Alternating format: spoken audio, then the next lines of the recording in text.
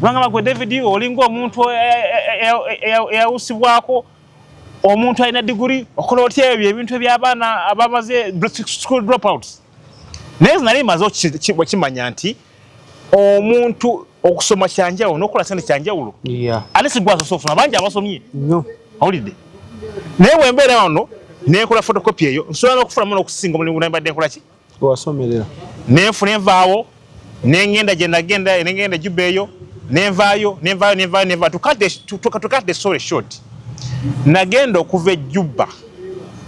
I don't want to go into this family my private life nenjagala kujjayo ekigambo malala boba na malala oyinza okulemwa okufa ku birungi nagenda okuva Juba omuntu agenda Juba nga na milioni nga 9 oba zaina musanvu ezange wande bi nagenda Juba nga na milioni 2 eza nga nane omuntu omulala bisere nasina kulokanga n'omuntu gwenfeze nga mujjeko milioni ndala musanvu private life my life before meeting Christ nga mujjeko milioni musanvu nga nange ntadeke zange 2 nagenda Juba omuntu agenda na milioni 2 nakoma ezange kubange agenda milioni 2 ezange kubange nagenda okuva Juba nga na milioni nga 12 wekuma amalala omusajja akatonda abasajja bakatonda ba men of God tebabulirwa tebagambwako newe kiba kituufu nga kyomugamba kikwatagana eyawandi kwatagala kumanya gwani naye banga katonda yakutumye nabanga katonda yakutumye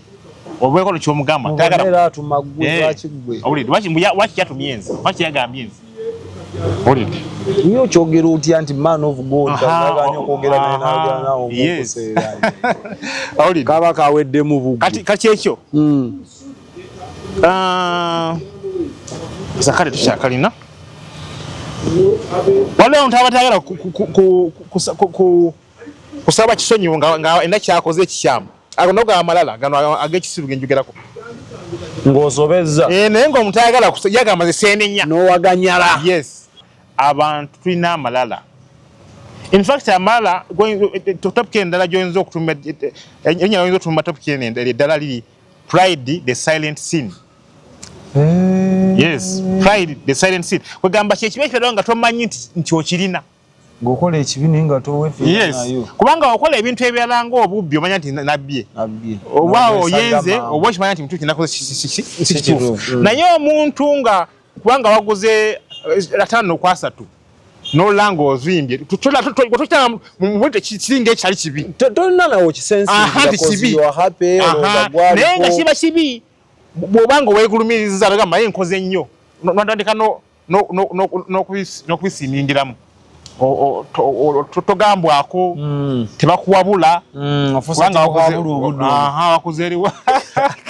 wakuzerwawumu awulidde kati ekyenkugamba ekibi ekyekusike silent sin kyolaba nti topic eno Katonda agireese okutuyamba okwekebera yekebere waliwo omusajja omu yaye head teacher nga is a head teacher nga is not a proprietor but the head teacher naye nga ku kyalo ye agamba mukyala we talina kwogera n'abakazi ba ku kyalo kubanga ye head teacher kyukesomo siri ye naye akozesebwa okukozesebwa mukozi agobwa yes naye kati osenga ye yali nga nnyini ssomero teyandi muzimbyeko n'olukomero omukyala nga yani puladdeko kana akuma kenna ke baateeka ku jjajja mwami tambulira maako yes oba neesaako obuyungo ate banamulaba otya onyini ssomero atambulira ku ngati eziriko obuyungo yezaako obuyungo atambulira mu bbanga si kwe kwambala buli kintu nga kiriko director awulidde director everywhere you go director w'essomero kale olaba endowooza eyo essomero si liryo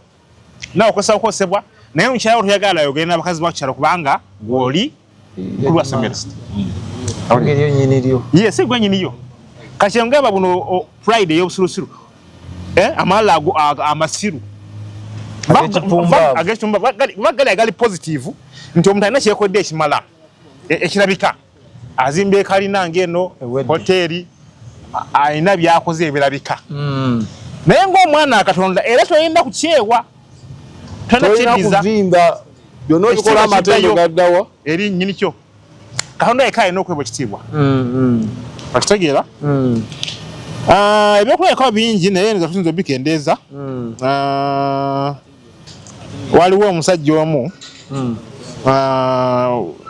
Nze nakolako ejjuba eyo mali ebbanga ddene Sudan yes naye naawe omusajja munamagye policeman ng'apaakinze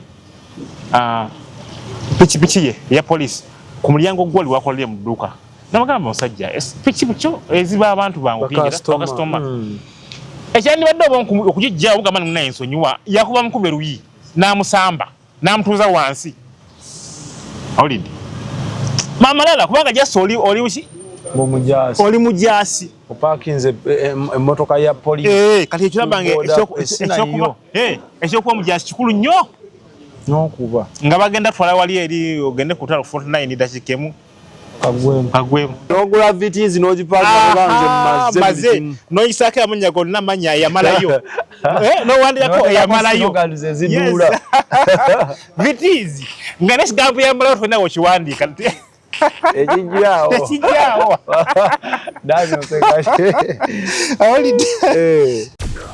xpotv to the world.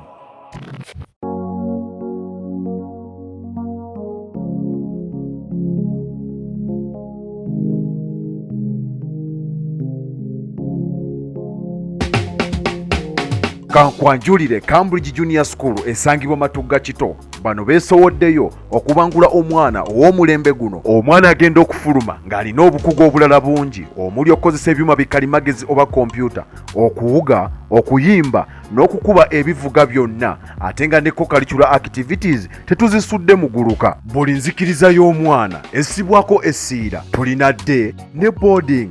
Buli ekikozesebwa ku ssomero omwana akisangako. Abasomesa baffe batendeke tusobola okulabirira omwana wo okumala ebbanga lyonna ne bwe guba mwaka mulamba kusa n'eddekeya eri abannassale. Cambridge Junior School esangibwa Matugga Kito kilomita 1 okuva ku Bombo Road. Okumanya ebisingawo kubira administrator ku 0773 01 14 12 oba kubira director ku 0752 52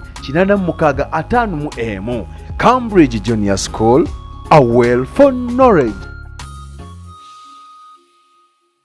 Gwe natukwaniriza mukwano gwaffe balo kubanga n'olwaleero ze eno xpotv tuli ku YouTube. Ngenda kusaba subscribing ennyo ate story y'olwaleero gisharing ne munno ogimweko kubanga mulimu ekyokuyiga ekigenda okuyamba gwe. Bwe kitayamba gwe kiri kuyambira omwana oba omuzzukulu. Okitegedde mukwano gwange soka sharing ne munno kamumweko teweeyagaliza.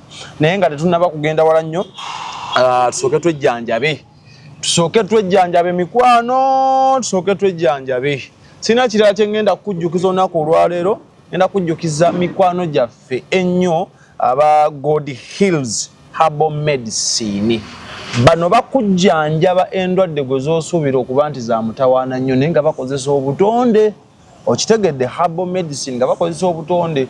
Ogezezaako amadagala ag'enjawulo bakunyweseza by'otategeera ne by'otegeera ebirala obinywedde obikooye. Naye tewali nkyukakyuka. Ku mulundi guno gwokka ngenda kusaba weesige aba God Hills Herbal Medicine. Enamba y'essimu eno njagala ekubeere kumpi nga busungu 0706 06 49 23. Bakubira bagambe namba nagiggye ku Expo njagala kutaasa bulamu. Alina prostate enlargement, olina emmeme efundukayo. Abamu temwawula emmeme kyekye kyende ekyemabega ndo kibayita oba appendix. Emmeme ng'evaayo baba bategeera emmeme ow'ekirwadde ekyo abaakimanyi hemorrhoids. Osobola okugenda n'odduka mangu ne bakutaasa. Olina haniya, olina athima, olina ulcer, olumizibwa omugongo ne mu joints, olina abasajja kano kaffe nga olina low sperm count ng'obutonde obwo obukola omuntu butono nnyo. Bagenda kuyambako naawe ofune ku ssanyu ly'obuzadde. Olina brain tumor ndoza bye bizimba mu bwongo, olina diabetes sukaali, buli kana kuba kuba empiso ya insulin mukwano ebinjagala olunaku olwaleero bifuuke obufumo mu bulamu bwo. Olina fibroids, olina allergy, olina syphilis, olina ne PID. Mukwano gwange weekwatibana abakulu aba God Hills Herbal Medicine. Enamba y'essimu ngikuddiramu gwe ate agitegedde n'akalango we kali awo osobola ogikopa wansi eri 0706 06 49 23. Ate nga n'ekyenjawulo kye balina ne wobeerawa naawe yojja osumba eggulu. Basobola okukateeka ku bbaasi n'ekaleeta akadagala wamma obulamu ne bweyagala n'okola emirimu gy'omutonzi nga tewali akola ki nga tewali agamba. So mikwano gyange tukalire Musumba nsanyusa okukubako ebirozo nate wamu nange mukulu soda abatuliza abatulaba eddoboozi n'amannya nga bulijjo bitibwa Musumba Businge David nga nsumba emu ku kanisa eziri mu ggulu eyitibwa Oasis of Plantation Gardens etangibwa ggulu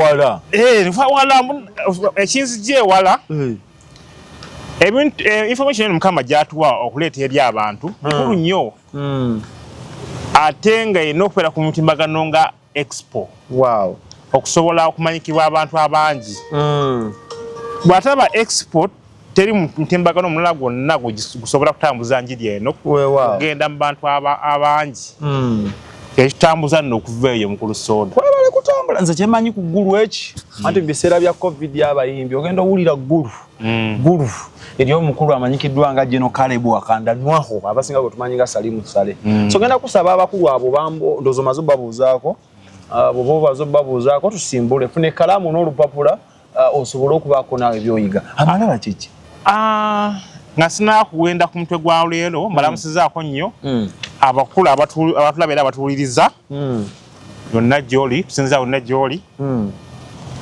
omulama gwa leero gugamba nti amalala bunafu bwa bwongo yes okuba n'amala si kuba mugezi edda naawe amalala gakunafuya gwe weetoolako oba n'amalala ontegeera bulungi ngezaako bonna nnyinnyonnyola nja kutegeera nnyo okay kyekyo njagala tugendewo kubisookira ddala first things first what is pride amalala kyeki yes what is pride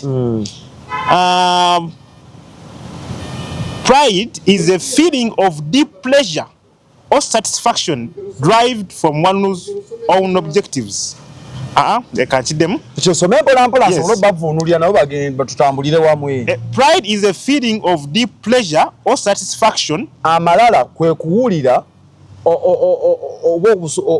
pleasure kyebe obusukulumu bw'okuba wena kyofunye obusukulumu bw'owulira oba okukkusibwa certification obusukulumu bw'owulira olw'ebyo by'otuuseeko yes ge malala oba ebyamalala batuuseeko nga bantu bo oba omuganda wange alina hoteri ngena obutu ehoteri yaffe yalowooza yiye yadadi yadadi eyinza okuba eyiyo naye era sinaye siiyo nnyo kubanga era tiyava mu ntuyezo oyo kyali wange oyo eno kimuletera amalala infact abamu balowooza nti okubeera okumpi abaana abagagga nabo bamugagga abamu nga kimuletera amalala kubanga ali kumpi ne haamu oba ayinza okuba nga akolera haamu oba ayogera naye kati niye nalowooza naye mugagga haamu baide waliwo presidential advisor atambula n'akatabo ka haamu akateeka ano bw'ati ndoza naye katugesa ne kamulowoozesa nti oba naye mugagga simanyi kakati nga definition yawedde ekyokulabirako abantu abamu baba nga asobola okuba nga yatondebwa bulungi aba nga abakyala nga alina figa nnungi oba abaami nga alabika bulungi nga mukulu sodo oba nga a good public speaker najja amalala ekyo nga kimuletera amalala mwogezi bulungi eri abantu nyamba ekifaananyi ky'amalala naye omuntu wa Katonda olina okumanya nti nobeera n'ebintu ebyo ebirungi byonna biva eri Katonda tolina okuba namalala njagala tusomeko wano mu bwangu njagala tusomeko mu James samunini eri mu fuutifuuti naye James ye Yakobo Yakobo oba James emu 17 James emu 17 agamba buli kirabo kirungi na buli kitone kituukirivu kiva waggulu nga kikka okuva eri kitaffe owe kitaffe atayinza kuba na kufuuka fuuka newankubadde ekisiikirize ekyokukyuka oya 17 mu lufutufutu yagamba every good thing and every perfect gift is from above, coming down from the Father of the heavenly lights, who does not change like shifting shadows. Who does not change like shifting shadows. Atakyuka ebisikirize ebikyuka buli kintu ekirungi kiva eri Katonda gomwana Katonda okimanya nti amalala n'obanga olina ebirungi ebifaanana bitya buli kirungi kivaawa Sivimba mukaawo nendaganga eyo nga tonnatuukayo njaga tulabe kategori z'amalala ziri bbiri. Waki bayita positive pride. Waliwo ne negative pride. Kakati positive pride yeno. Positive pride is being proud of the good self you have become. For example, being proud of accomplishing something in life, like building a house, buying a vehicle, academic achievements, etc. Osochi badila kigende mpolampola kisome mpolampola line emwemu nga wembadiza mu Uganda mu lunabuddu. Positive pride is being proud of the good self you have become. Kwe kuwulira oba okusanyukira obw'ekintu ekirungi kyokoze eki kyofuuse. For example, being proud of accomplishing something in life. Okugeza okuwulira essanyu oba obusukkulumu oba okusiima olw'okumaliriza ekintu kyonna mu bulamu. Like building a house, ng'okuzimba ennyumba, buying a vehicle, okugula emmotoka, academic achievements, okuwangula mu by'okusoma, etc. n'ebisinga ebyo n'ebiringa ebyo. Yes. From a worldly perspective, this kind of pride is good. After all, one is only proud of his or her achievements. Okusinziira ku nsi nga bweraba gana amalala gabeera maki malungi kuziza ku nsi eyo nga ate obanze nvimba muula kamuntu akenguze naguze plot n'enzimba waki sivimba kiringa mu bulamu bw'ensi kiringa ekyalina buzibu. Yes. Naye nga gavumenti omwana wa Katonda yenna ne obanga ofunye ebirungi ng'ebyo olina okumanya nti byonna byavaawa. Mbaseetaaga kujaguza mtu tekitakisa kuvimba kubanga senga tabadde Katonda oba tojja tutuuka waawo. Kubanga musumba lwaki ngezaako okukiremerako Katonda bw'akola emirimu mu ffe bwe tujja tuwulira abalala bayinza obutalaba bikulu Katonda byakoze mu ffe naye bwe njira kimotivating omulala tekikwetagisa kuvimba kangosola olulimi olave okuvimba.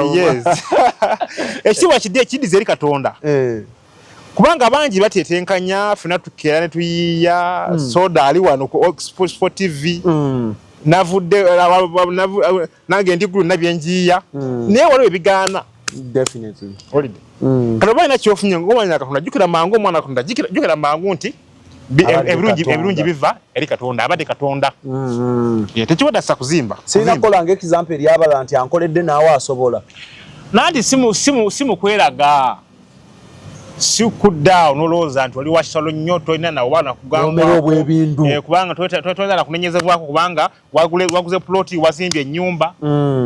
Olina okumanya nti omwana Katonda olina okumanya nti ebirungi ebiva byoba ofunye biva eri Katonda. Ekyokuvimba tekyetagisa.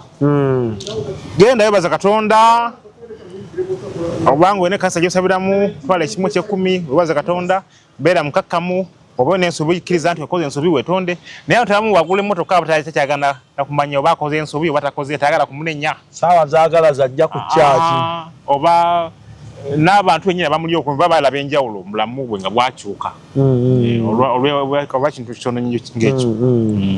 Kakati yekyebadde mugamba that is positive pride.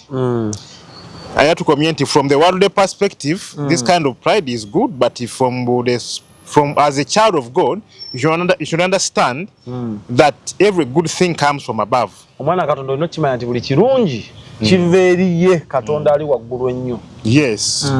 Njagala tweyongere okusomako wano mu Bakolinsi ekyokubiri 12:7.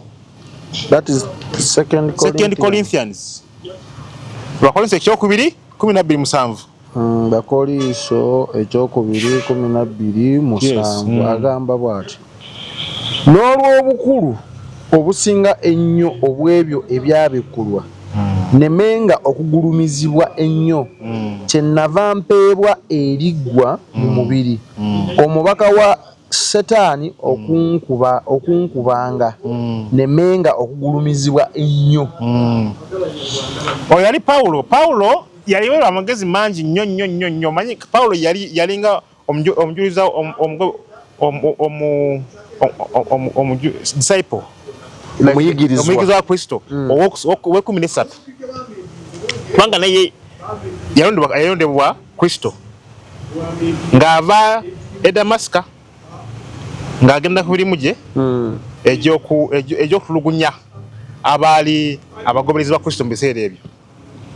Kakati Paulo akulaga nti mu magezi gano ge yaweebwa amangi bwe gatyo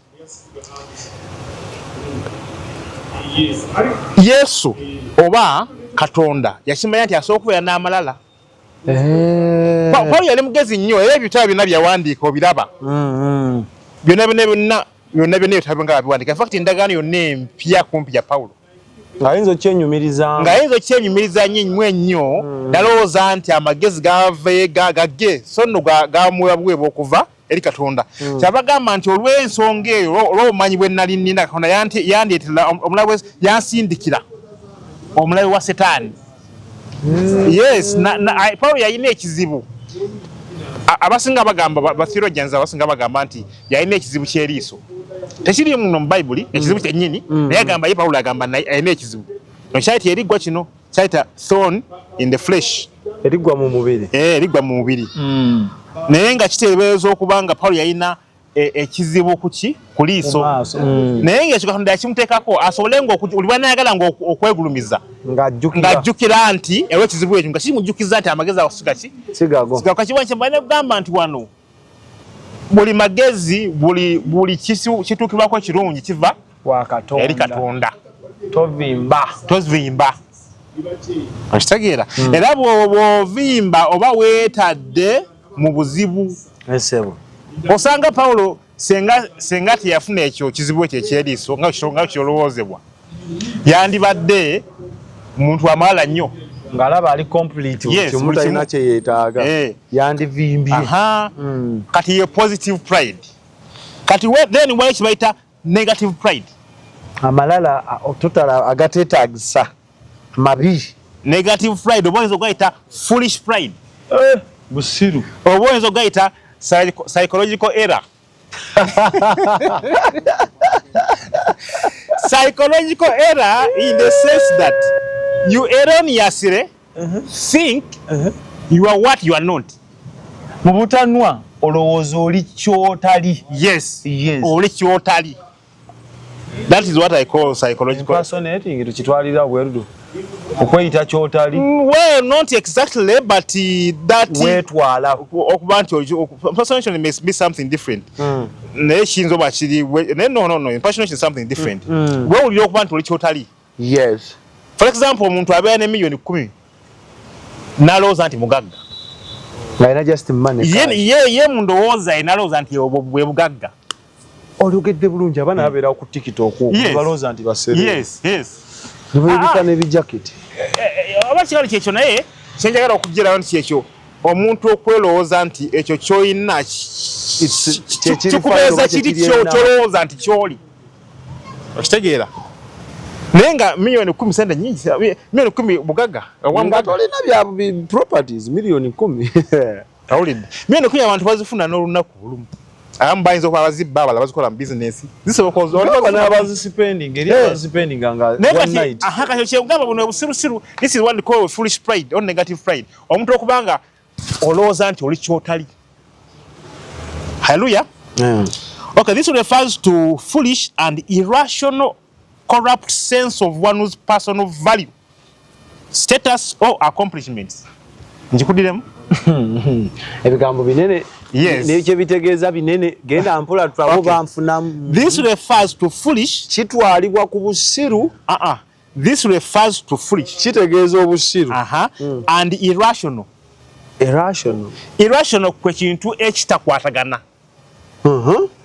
Obusiru n'ekintu ekitakwatagana. N'obutakwatagana. Irrational, corrupt sense of one's personal value. Sense yenjaba yaba. Yerowooza nti oli kyotali. Yes. Akakati niko olowooza kooli. Nga kulowooza okulowooza kyotali. Oba accomplishments. N'oba ng'okoze ekitono negooza okoze kinene. Omazeeyo wamalayo. Kubanga lwaki ovuga kalawumu. Hallelujah. Oba owaguze ka plot ya 5 kumeka kwa 3. Hallelujah. Yes, abantu gye bali wano n'ogula vitis n'ogipanga maze n'oyisako amanya gonna manya yamalayo. No wandiko yamalayo. Vitis nga nesigambo yamalayo twena wokiwandika. Ekijjawo.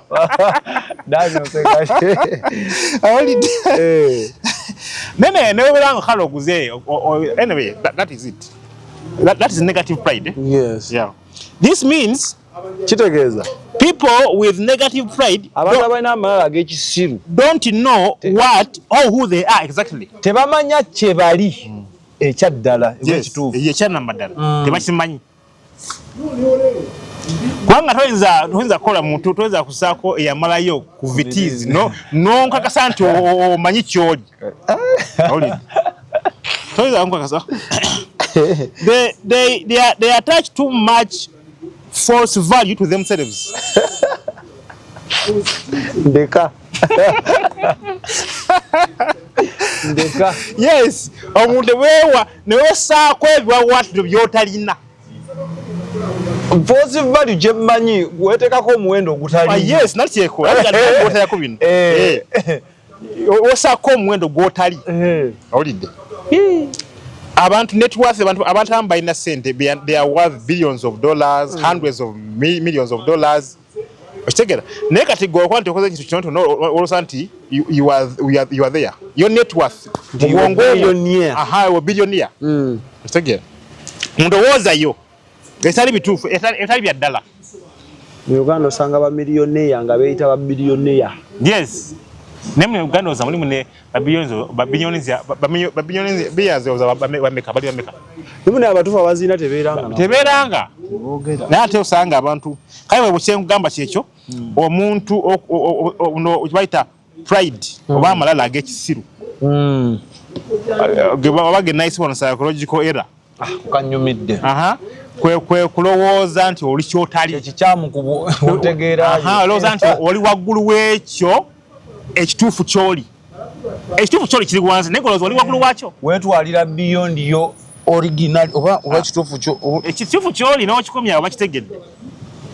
Hallelujah. Anjagala mbaweeyo ekyokulabira waliwo omukyalo omusumba omutukanaye mu kanisa alina mu muganda we brother we. He's both a driver and I think alinamu n'olufundifundi. Kati mukama we ali avuga mukama we n'amugamba yagala mutesting kubanga yagala kumaka project akumuzimbira okuzimba amasomero classrooms z'essomero. N'amugamba balina we baali oba ku office za mugagga n'amugamba wana abantu bazise kwata 10,000 nimireko awo amutesting alabe oba asobola okulagana naye. N'amugamba oŋŋamba okulima wano nze omuntu alina abaana 6 nze oŋŋamba okulima wano wana n'ebisumuluzo omulimu gwosikyayagala. Sajja watu yalowooza nti okuba n'abaana 6 ekyo ate mugagga oba omazeeyo kubanga n'abaana bameka 6. Kati kyengamba kino obusiru sorry omuno pride eno ey'obusirusiru. Ani atalina baana n'embwa erina abaana n'abalalu balina abaana. Kati gwe ekyokuba n'abaana 6 eyo nayo nsonga yakutunulira ogiyimirirako n'ova ne ku mulimu kubanga bosi angambye okulima wana ngambye nga nina abaana 6 anyoomye. A father of 6 kids. Awulidde kale ebimu ku bizibu bye tusanga abantu abamu bye balina ebizibu kale bye balina abantu abalina obusuusu buno pride eno gye ntumye negative pride. haleluya abantu tebagamba nti envuma njogera bituufu anti kati gwovuma bagamba tulina njogere gamba akagatto kakutuuse yes oli buli wayogera ekintu n'olyanga kikunyiisa yes omanya ayogedde kyennyini kyoli kikusukunda awulidde yes kati omuntu alina kwekuba mu ttooki era abatuuliza temugamba muno omusajja nga atujjiridde nedda byabino ebintu ebiriyo mu nsi ne makanisa wonna abantu tulina amalala. In fact, Amala going topic endala joins okutuma enya yoinzo tuma topic endala lili pride the silent sin. Yes, pride the silent sin. Kwegamba kyekibe kyadonga tomanyi nti okirina. Ngokola ekibi nga towefiira nayo. Kubanga okola ebintu ebyalanga obubbi omanya nti nabbye. Obawo yenze obwo kimanya nti mtu kinakoze kituufu. Naye omuntu nga kubanga waguze 5 kwa 3 no lango ozimbye tutula mwete kiringe kyali kibi tolina nawo kisensi kibi nenga kiba kibi bwobanga weegulumiriza bagamba ye nkoze nnyo notandika n'okubisiimingiramu togambwako tebakuwabula wakuze lwawumu awulidde kati ekyenkugamba ekibi ekyekusike silent sin kyolaba nti topic eno Katonda agireese okutuyamba okwekebera jamu yekebere waliwo omusajja omu yali head teacher nga is the head teacher nga is not appropriate about the head teacher naye nga ku kyalo ye agamba mukyala we talina kwogera n'abakazi ba ku kyalo kubanga ye head teacher kyukesemo siri ye naye akozesebwa okukozesebwa mukozi agobwa yes naye kati osenga ye yalinga nnyini ssomero teyandi muzimbyeko n'olukomero omukyala nga yani puladdeko kana akuma kenake bateeka kujajja mwami tambulira maako yes oba neesaako obuyungo ate banamulaba otya onyini ssomero nga atambulira ku ngati eziriko obuyungo yezaako obuyungo atambulira mu bbanga si kwe kwambala buli kintu nga kiriko director awulidde director everywhere you director w'essomero kale olaba endowooza eyo essomero si liryo nawe okozesebwa naye omukyala wo toyagala yogere n'abakazi bakukyalo kubanga gw'oli kulwa ssomero engeri nnyiniryo si gwe nnyiniyo kati ngamba buno pride ey'obusirusiru amalala amasiru bagali agali positive nti omuntu alina kyekodde ekimala ekirabika azimba ekalina ng'eno hoteeri alina byakoze ebirabika naye ng'omwana Katonda era toyinza kukyewa tolina kuvimba byonna obikola amatendo gaddawa eri nnyini kyo Katonda yekka alina okwebwa ekitiibwa akitegeera ebyokulabikako bingi naye nga tuyinza obikendeeza waliwo omusajja omu nze nakolako ejjuba eyo mala ebbanga ddene Sudan yes naye naawe omusajja policeman ng'apaakinze pikipiki ye eya poliisi ku mulyango gwali wakolere mu dduuka namugamba omusajja pikipiki eziba abantu bangu okuyingira ekyandibadde oba okugijjawo ogamba naye ensonyiwa yakuba mukube luyi n'amusamba n'amutuuza wansi awulidde Bya'Malala kubanga jasi oli mujaasi opaakinze emmotoka ya poliisi kati ekiraba ekyokuba mujaasi kikulu nnyo n'okuba nga bagenda twala wali eri ogende ku 49 dakiika emu kagwemu awulidde naye agakisiru indeed kyekyo yes wali abantu abalina amalala nga alowooza nti bagenda mu ggulu ng'oli yalina amalala alowooza nti mutuukirivu nnyo era agenda mu ggulu nolaba nga abantu abalala abayisaamu amaaso kubanga yalowooza nti atuuka obanga pasawe obanga oba amuwaana oyimba nnyo oyimba bulungi osaanidde ebintu ng'ebyo pasa si yagaba ebifo by'omu ggulu noli n'avimba n'aba n'amalala ago ne pastor akolerera naye era oba tokisuza mwago malala oyinza kwenda mwena ne pastor wo mugenda obanga towenenyeza tegera nkufuna yes abakole bangi nnyo nga balowooza nti bagenda mu ggulu era nga balaba nga abantu abatali balokole abo bagenda mu geyeena okitegera waliwo mukama waffe Yesu Kristo yagamba abafalisaayo n'abagamba mmwe bamalaaya n'aba tax collectors bajja basookayo mu ggulu balowooza nti babi. Balowooza nti babi. Bo basobola okukyuka ne bakyuka eddala ne bakola ebyo ebisanyusa Katonda. Ne bali abafalisaayo bali balabanga abantu bano babi. Bali mu comfort zone bo. Yesu Kristo talina kulya nabo, talina kubasembeza. Kitegeera? Kale waliwo abantu abalina endowooza nti bo bagenda mu ggulu. Wani yabagamba sitera amanyi. Yes. Naye nga ekiwalaza omuntu mu ggulu kola kwagala kwa Katonda. Sakira Katonda kyako Katonda bakuteekako ekisa n'okola ebisaanira maaso ge n'olikosaanira okola ki? Ogenda mu ggulu. So si kuba nti oyimba nnyo mu kanisa. So si nakuba na musumba. So si nakwogera bino nga bye njogera. Awulidde? Wabula kukola kyetaagisa ki? Wabula kukola ebisanyusa Katonda. Matayo 7:21. Someyo. Nsabe ekitwala mu ggulu. Matayo 7:21. Soma mangu. Agamba bw'ati.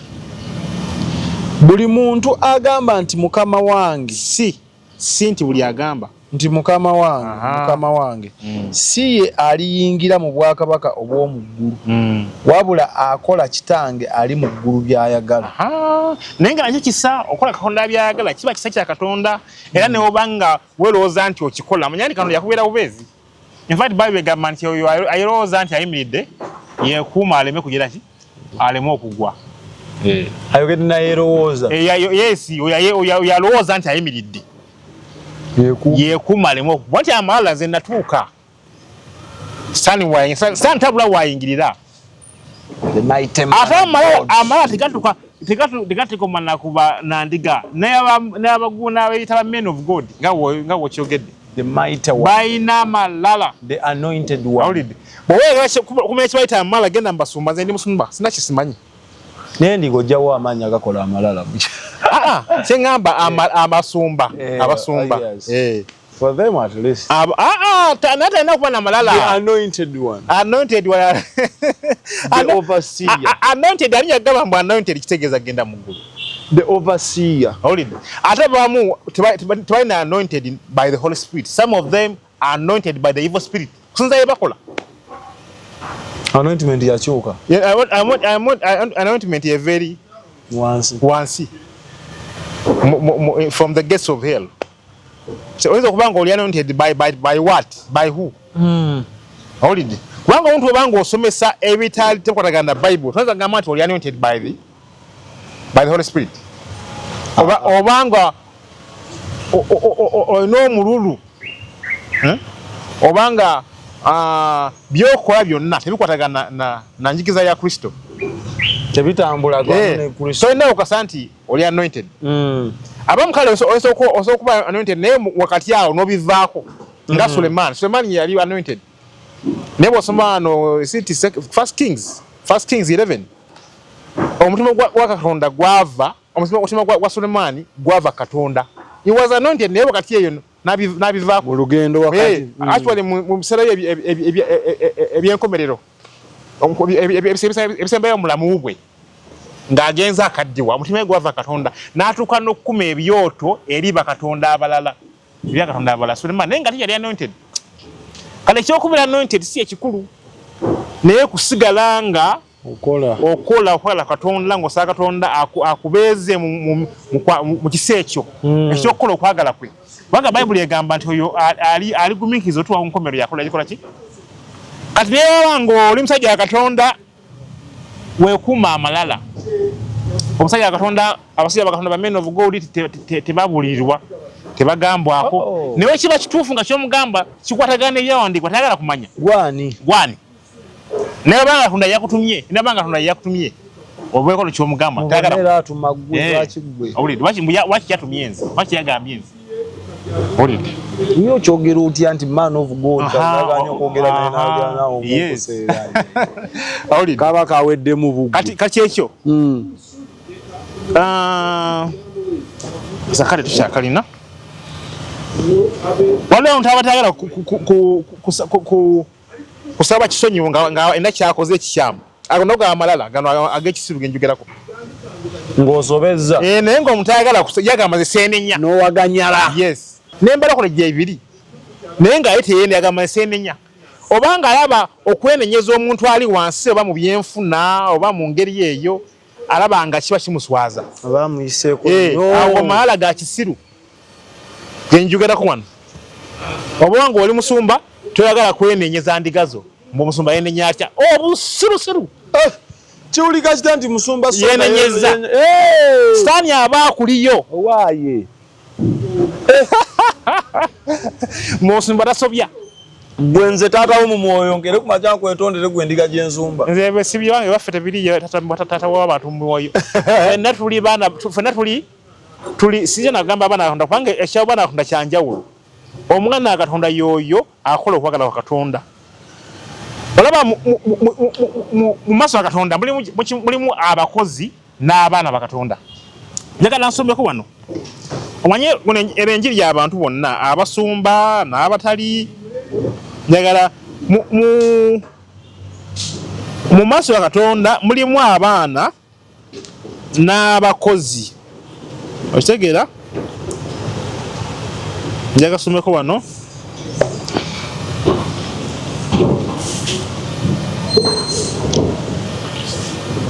musonyweko